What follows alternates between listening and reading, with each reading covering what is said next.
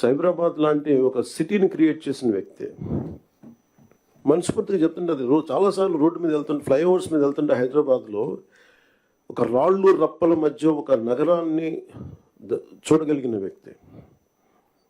మేము ఎవరిని చూడలేకపోయాం. మాకు ఇప్పుడు రాళ్ళు రప్పలే కనిపించాయి, కానీ ఆయనకు ఒక మహానగరం కనిపించింది. So my respect towards CM గారు హెస్ రియల్ ఇంక్రీజ్డ్. లైక్ మేము ఇప్పుడు అదే ఊళ్ళలో తిరిగేవాళ్ళం, అదే ప్రాంతంలో తిరిగేవాళ్ళం. And all his administrative ability.